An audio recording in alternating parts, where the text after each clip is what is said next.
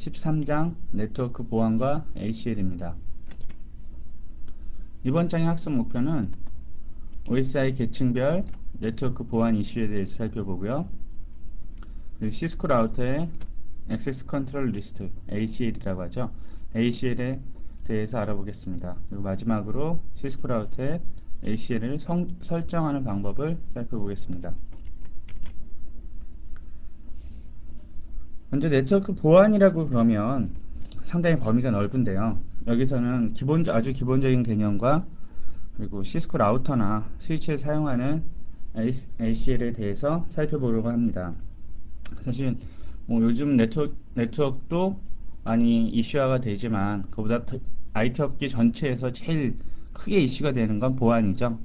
즉 보안 쪽이 그렇게 중시가 되고 있기 때문에 저도 그 부분에 대해서 언급을 안 할 수가 없고, 그렇지만 보안 자체는 워낙 범위가 크기 때문에 단순히 네트워크에 있는 보안만 된다고 뭐 사내망 전체가 안전한 건 아니죠.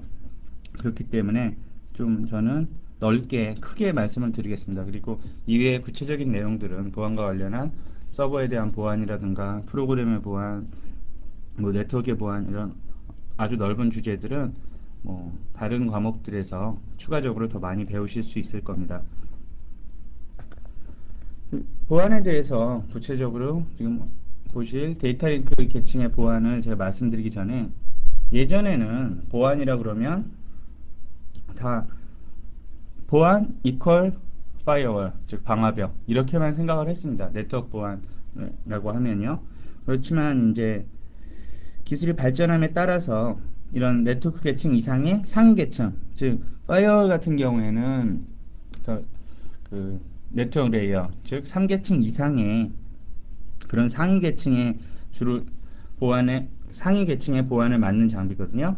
그렇지만 실제로는 요즘 이 더 하위 계층, 피지컬 레이어, 즉 물리 계층이나 즉 데이터 링크 계층, 이쪽의 보안이 상당히 중요시되고 있습니다. 그래서 기존에 많은 책들이 데이터 링크에 대해서는 언급을 안 했는데 제가 여기서 추가를 시켰고요. 보안이라는 게 뭘까요? 먼저 뭐 어떤 구체적인 이런 내용들보다 보안 자체에 대해서 먼저 말씀을 드려야 될 것 같아요. 뭐 IT 관리자나 뭐 실제 엔지니어들 아니면 뭐 교수님들이나 많은 분들이 아직도 문제는 어떤 보안이라고 그러면 어떤 장비가 있어야 된다. 특히 이제 정부 쪽에서 이런 게 많이 있는데요. 어떤 장비만 있으면 안전하다 이렇게 생각을 하는데 그건 절대 아닙니다. 즉 방화벽이나 파이어월이나 뭐 침입 탐지 시스템 이런 게 있다고 절대 안전한, 특히 저는 일단 네트워크에 대해서 좁혀서 말씀드리겠습니다. 네트워크 보안에 대해서요. 안전한 네트워크가 되는 게 아니거든요. 이런 것보다는 구체적인 보안 정책, 우리 회사의 정책은 어떻게 하겠다, 이게 훨씬 더 중요합니다. 실제 장비가 없더라도 어느 정도까지는 충분히 안전한 네트워크를 만들 수가 있거든요. 즉 예를 들어서 어떤 트래픽을 어떻게 처리할 것인가, 외부에서 회사 내부로 들어오는 접속을 막을 것인가 아니면 허용할 것인가, 만약 허용을 한다면 어느 선까지 허용을 할 것인가, 뭐 전체를 100% 허용을 할 것인가 아니면 일부 제한된 유저 아니면 제한된 기능, 이런 식의 어떤 보안 정책이 더 중요하거든요. 그렇기 때문에 이런 부분을 더 신경을 쓰셔야 되고요. 그리고 구체적으로 한번 이제는 구체적인 내용을 한번 살펴볼까요? 데이터 링크 계층, 물리 계층을 먼저 말씀드려야죠. 슬라이드에는 없지만 보안에서 이런 어떤 보안 문제라고 생각을 하시면 제일 먼저 생각나시는 게 해커죠. 이거 참 교육의 문제점이고 저도 이제 그렇게 저도 물론 보안 딱 이렇게 얘기하면 누가 와서 외부의 침입자가 우리의 네트워크를 못 쓰게 하는, 우리의 전산망을 못 쓰게 하는, 이런 것부터 생각을 하게 되는데요. 그런 실제 이 보안 사고, 네트워크 업계나 IT 업계에서 보안 사고를 분석을 해보면 그런 것보다는 특히 그것도 인가된 사용자, 내부 사용자에 대한 문제가 훨씬 많습니다. 단순히 요즘은 특히 저는 엔터프라이즈망을 말씀드리는 거죠. 이런 실제 뭐 가정용 네트워크가 아니라 회사를 얘기하는 건데, 회사라면 회사의 네트워크를 못 쓰게 된다. 이건 제일 큰 문제죠. 근데 이거 외에 회사의 정보도 아주 중요한 부분 중에 하나죠. 어떻게 보면 그 부분이 더 중요하죠. 그 부분에 뭐 인가받지 않은, 그러니까 인가된 사용자라 하더라도 내부 사용자라 해도 회사의 정보를 빼낸다든가 아니면 다른 동료의 구체적인 뭐 PC 안에 있는 개인 사생활이라든가 이런 거를 본다든가 이런 게 더 문제가 되고 있습니다. 물리계층은 이런 걸 막는 거죠. 즉 말 그대로 물리적인 보안, 뭐 어떤 장비나 이런 걸 생각하지 마시고요. 당장 PC를 못 가져가게, PC에 아무나 접속을 하지 못하게, 또는 서버나 어떤 그런 네트워크 장비 이런 것들이 있는 장소는 시큐어한 플레이스, 즉 안전하게 이렇게 잠길 수 있는, 아무나 접근할 수 없는 그런 보안부터 생각을 하는 것이 더 중요합니다. 그러면 이제 기술적인 내용을 한번 보겠습니다. 그 다음은 이제 데이터 링크 계층인데요. 데이터 링크 계층의 보안, 좀 전에 물리 계층은 말씀드렸죠. 교재에도 보시면 아시겠지만 데이터 링크 계층의 보안은 지금까지로 말씀드리는 건 한 2003년 중반 이후까지요. 한국에서의 예를 들면 한 2003년까지겠네요. 2003년까지는 그다지 중요하게 여기질 않았습니다. 왜? 보안하면 무조건 파이어월 하나를 갖추는데도 상당한 시간이 걸렸고, 지금도 파이어월 없는 회사들이 많죠. 그렇기 때문에 크게 중요시되지 않았지만 작년부터 해서 이 부분이 상당히 강조가 되고 있습니다. 그 이유는 왜 그러냐? 바로 실제 네트워크에 접속되는 부분이 데이터 링크 계층이죠. 물리적으로는 그러니까 물리적으로는 물리 계층에서 연결이 되지만 그 이후에 바로 네트워크에 접속이 되는 부분이 데이터 링크 부분이기 때문입니다. 그래서 문제가 작년에 주로 많이 생겼던 문제죠. 작년이나 재작년부터 벌써 이슈가 됐던 부분이고요. 크게 두 가지가 있습니다. 맥 플러딩이랑 ARP 스푸핑. 이 두 가지는 제가 데이터 링크의 보안이 왜 중요한지 그런 실예로서 들어본 거거든요. 내용이 조금 어려우실 수도 있는데요. 제가 아주 일반적으로, 아주 기술적인 건 빼고요. 아주 일반적인 예로서 설명을 드리는 거니까 그렇게 어렵지는 않으실 겁니다. 먼저 맥 플러딩입니다. 맥 주소가 뭔지는 아시죠? 데이터 링크 레이어, 즉 2계층의 주소하면 2계층에서 어드레스라고 그러면 맥 어드레스라고 말씀을 드렸죠. 플러딩은 뭘까요? 여기는 한글화를 적정한 그 한글을 찾지 못해서 제가 플러딩이라고 그대로 썼는데요. 즉 계속 뿌린다는 거죠.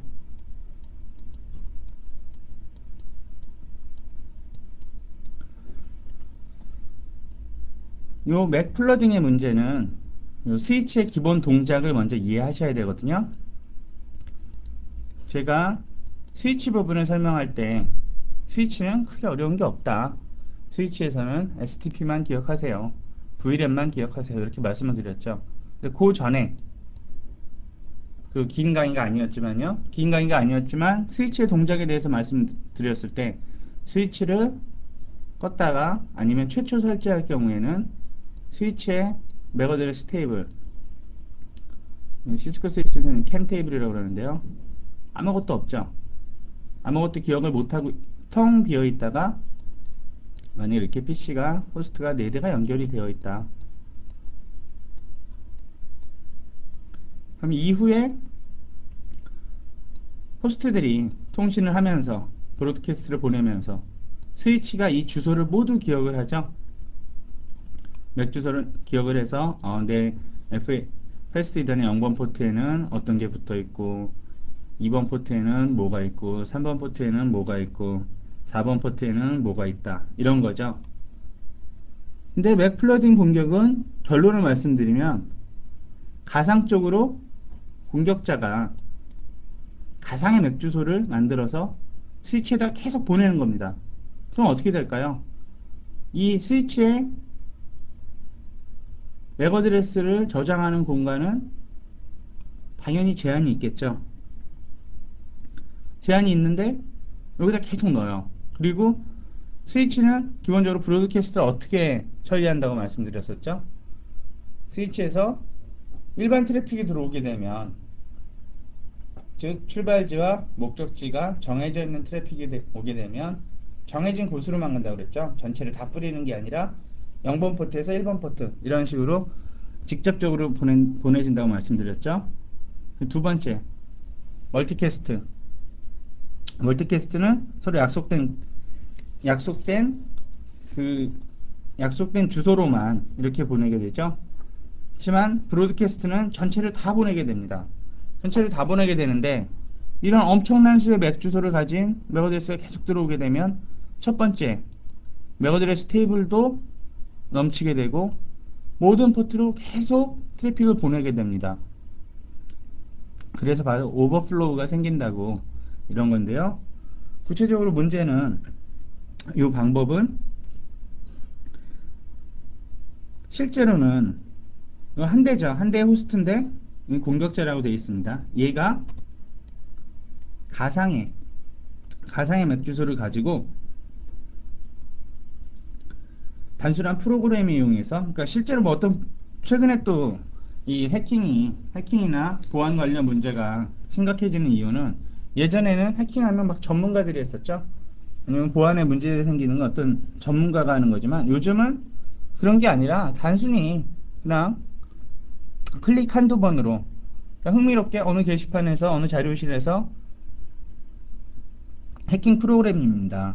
뭐 이렇게 돼 있으면 그냥 이게 정말 그래갖고 한번 눌러보게 되면 실제로 그게 작동을 하게 됩니다. 그렇기 때문에 아주 이제 이게 바로 문제점이 됐던 거거든요. 일단 이 공격 자체도 웹플러딩이라는 것도 특별히 어렵지가 않습니다.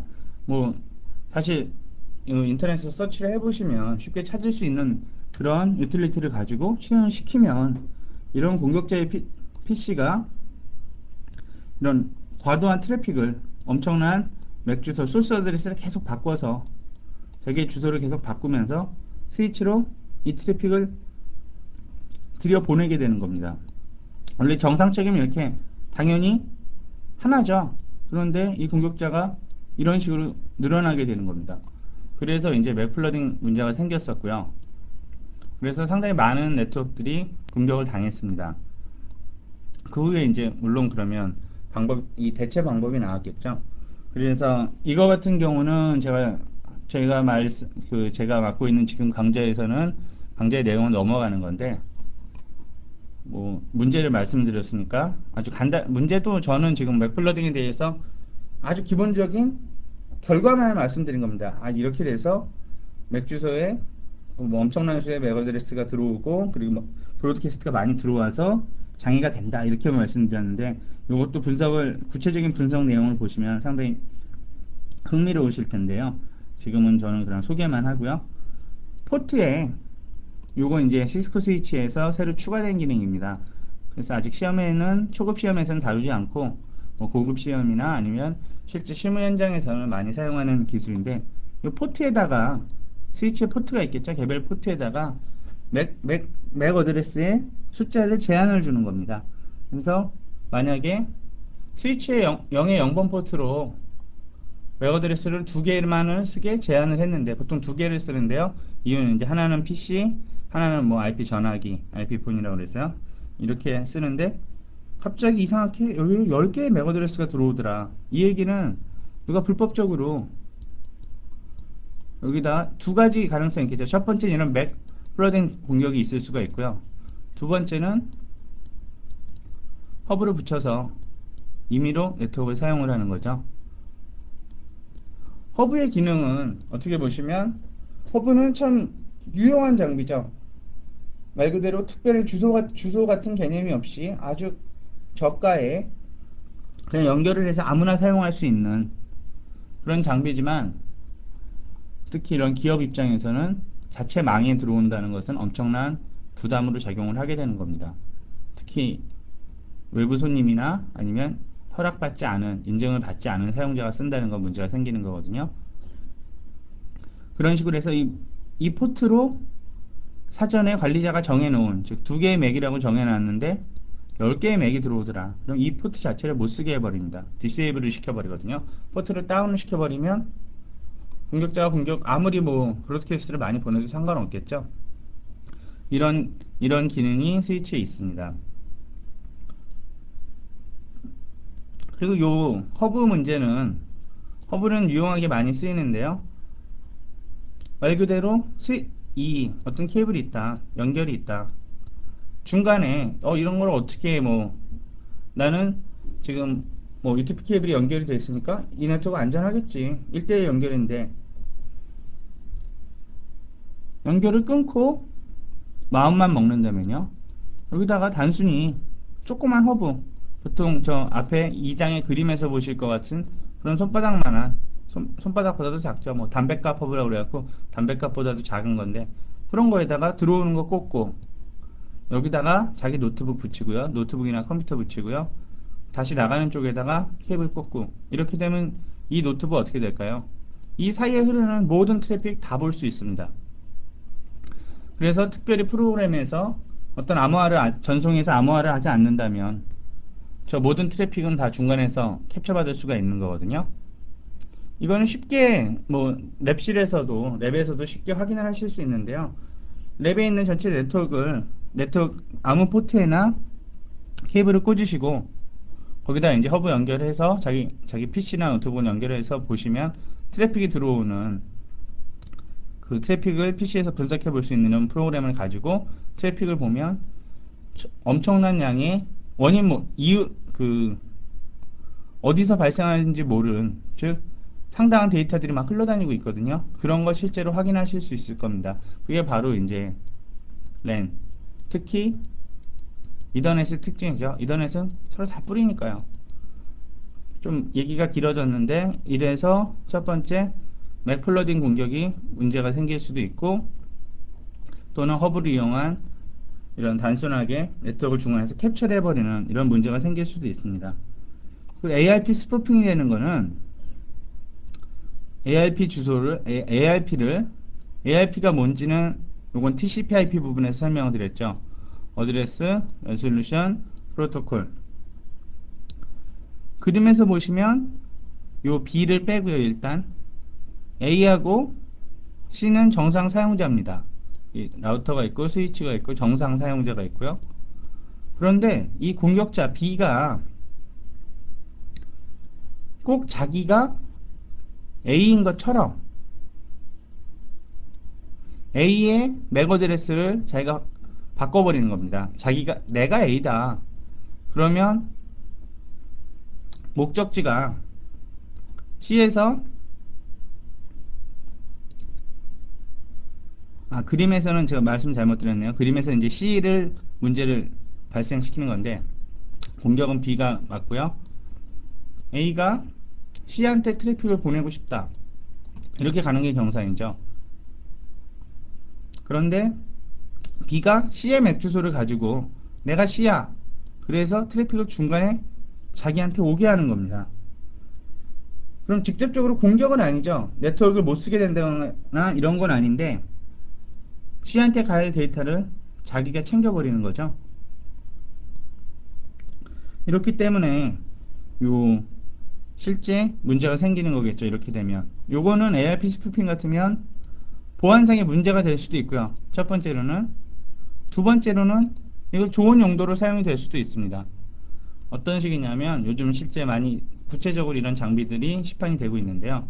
네트워크에 라우터 밑에 간단한 PC입니다. 그냥 리눅스 PC가 한 대 있어가지고요. 이 PC가 전체 네트워크를 다 관장을 합니다. 계속 감시를 해가지고요. 여기서 예를 들면 C, 어떤 특정 사용자가 P2P를 막았다. 사무실에서 메신저를 못 쓰게 한다. 아니면 특정 사이트, 즉 일해야 되는데 맨날 주식 사이트만 본다든가 이상한 성인 사이트를 간다든가 게임 사이트를 간다든가 그렇다. 그렇게 되면 바로 이 리눅스 PC가 ARP 스푸핑이라는 기능을 이용해서 이 C인 척, 자기가 C인 척을 하는 겁니다. 그래서 이걸 C는 네트워크를 못 쓰게 그런 식으로 만들어 버릴 수도 있고요. 외부에 불필요한 접속 이런 것까지도 다 중간에서 막아버릴 수도 있습니다. 그래서 양날의 검이죠. 양날의 칼이죠. 양날의 칼. 그러니까 좋은 뜻으로 좋게 사용될 수도 있고 나쁘게 사용될 수도 있고 이렇기 때문에 주의해서 좋은 쪽으로 사용하면 좋겠죠.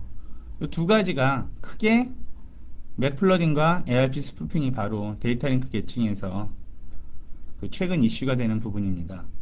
그래서 이 부분 같은 경우에는 시험이라기보다 제가 여러분한테 실무 트렌드를 실제 현장에서의 트렌드를 말씀드리기 위해서 추가된 부분이고요. 지금 현재 상태로 보면 머지않아서 이 스위치의 이런 기능들, 자 스위치 포트에다가 맥 어드레스 제한을 준다는 기능이 있었죠. 이런 기능들이 실제 시험에도 출제가 되고 보다 빈번하게 사용이 요구되는 그런 기술로 좀 더 각광을 받게 될 것입니다. 다음은 방화벽입니다. 방화벽은 워낙 유명하기 때문에 워낙 흔하게 요즘 많이 언급이 되죠. 이렇기 때문에 제가 굳이 얘기를 안 해도 되고 CCNA에서는 사실 방화벽이나 지금 추후에 말씀드릴 IDS, IPS 이런 부분은 언급이 되지 않습니다. 왜 그러냐? 시스코에는 보안 관련 체명이 따로 있거든요. 그렇기 때문에 이쪽은 다루어지지 않는데 제 책은 네트워크에 대한 기본 개념을 전체를 다 잡는 책이었죠. 그렇기 때문에 방화벽에 대해서 기본적인 내용을 말씀을 드리겠습니다. 방화벽에 대해서 쉽게 오인하시는 잘못 생각하시는 분들이 참 많은데요. 제일 첫 번째로 방화벽이 어떤 특정한 장비다 이렇게 생각을 하시는 분이 많습니다. 광고 마케팅적인 문제 기술 많은 회사들의 제품 방화벽 밴더 파이어월 밴더들의 이런 마케팅적인 문제일 수도 있는데요. 꼭 특정 장비가 아니라 소프트웨어 개념으로 보시면 됩니다. 방화벽 자체가 해주는 일은 PC에서도 단순히 PC 한 대만 있어도 PC 한 대에 랜카드 2장을 꽂아서 그렇게 사용하시면 방화벽 기능을 사용하실 수 있는 거거든요. 어떤 하드웨어라기보다는 개념이라고 이해를 하시는 게 소프트웨어적인 개념이라고 이해를 하시는 게 더 맞습니다. 그래서 방화벽은 아래 그림과 같이 방화벽의 구조를 나타내는 건데요. 전체 네트워크라고 가정을 하면 내부 네트워크이죠. 즉 랜입니다. 랜이고요. 이쪽은 인터넷 또는 외부 네트워크.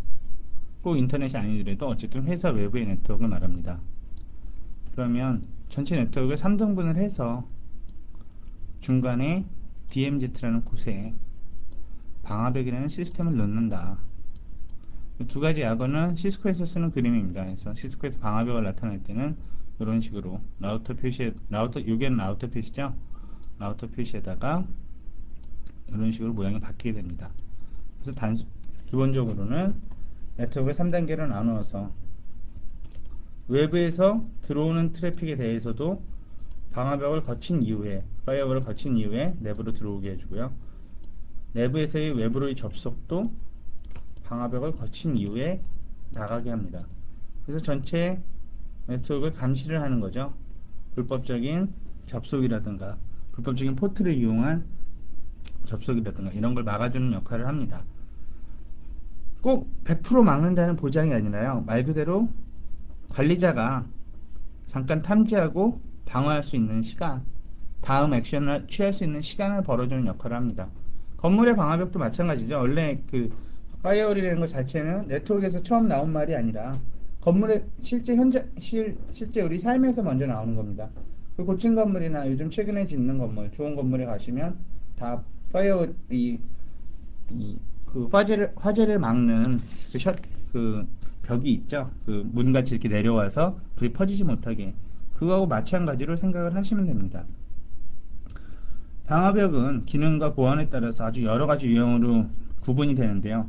예를 들면 요즘 PC에 퍼스널 파이어월 시스템 이래가지고 퍼스널 파이어월 프로그램이죠. 시스템이 아니라 아주 간단하게 보이는 프로그램도 노턴사에서 나온 걸로 알고 있는데 여러가지 그런 프로그램도 있고 그리고 워치가드나 시스코에 아주 비싼 아주 고가의 엄청난 성능이라기보다는 엄청난 가격의 그런 방화벽도 있죠. 이런 구분이 되는데 방화벽은 첫 번째로는 이 교재 414페이지에 보시면 거기 이제 제가 이렇게 점을 찍어서 써놓은 거 있죠. 방화벽의 구성 요소는 사용자 인증 시스템, 패킷 필터링, 프록시 서버, 베스천 호스트, 스크리닝 라우터, 응용 계층 게이트웨이, 보안 정책 이런 식으로 나와 있죠.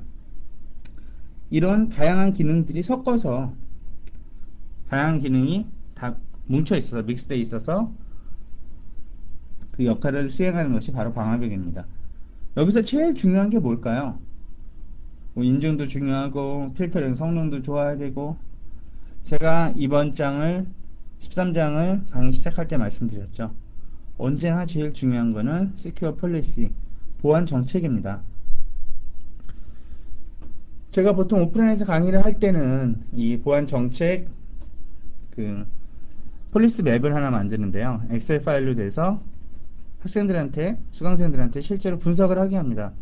지금 우리 네트워크가 있는데 이 교실이, 이 강의실에서 강의실에 맞는 보안 정책을 한번 세워보자. 그러면 처음에는 좀 뜬구름 잡는 얘기 같죠? 아니 그 무슨 얘기인가? 그럼 제가 예를 든다면 FTP를 우리 이 방안에 우리 서버가 한 대 있는데 이 서버의 서비스를 어떻게 할 것이냐, FTP를 할 것이냐 하면 사용 시간은 어떻게 될 것이냐, 또는 누구한테 허용을 할 것이냐, 제한된 유저냐 아니면 모두 그냥 일반적으로 공개를 할 것이냐. 제일 첫 번째는 FTP도 될 수 있고요, 뭐 텔레 서비스도 될 수 있고요, 그 다음 기본적인 접속 방 안에서의, 그러면 여기 제 강사용 PC가 한 대가 있고 여러분 수강생용의 PC가 20대가 있습니다. 그러면 이 PC들의 공유는 어떻게 할까요? 그래서 이런 식의 예를 드는 거죠. 공유를 어떻게 할까요? 물어봐서 그럼 전체를 그냥 다 열어버릴 것이냐, 아니면 뭐 일부 제한된 폴더만은 할 것이냐, 이런 구체적인 정책이 되겠습니다. 회사로 가면 이게 훨씬 더 많아지겠죠. 요즘 문제가 제일 많이 되는 게 MSN 서비스 풀 것이냐 말 것이냐. 제 주변에 제가 이제 뭐 일을 했던 회사라든가 아니면 제가 컨설팅을 하는 회사들을 보면 MSN 때문에 참 골머리를 많이 썼습니다. 뭐 사전에 예습을 좀 하신 분들은 MSN 막는 방법 이런 게 나오는데 MSN 막기가 쉽지가 않거든요. 상당히 좀 연구를 많이 해야 되고 잘못 막게 되면 여러 가지로 네트워크 자체가 운영이 제대로 안 될 수도 있는데요. 그런 식의 MSN을 막을 거면 어떻게 막을 것이냐. MSN을 막는데 뭐 네이트 메신저는 그건 풀 것이냐. 메신저들마다 또 사용하는 포트가, 구체적인 내용을 말씀드리면 그 TCP 포트가 다르기 때문에 어느 건 막고 어느 건 풀 수도 있거든요. 그러니까 그런 정책들, 어떤 내용이죠. 우리가 어떻게 하자. 그게 더 훨씬 더 중요합니다. 그렇기 때문에 파이어워를 부분을 공부하시거나 그런 부분에 관심을 가질 때 특히 보안이요, 전체 보안에 대해서도 제일 중요한 것은 정책이다. 이것을 잊지 말아 주시기 바랍니다.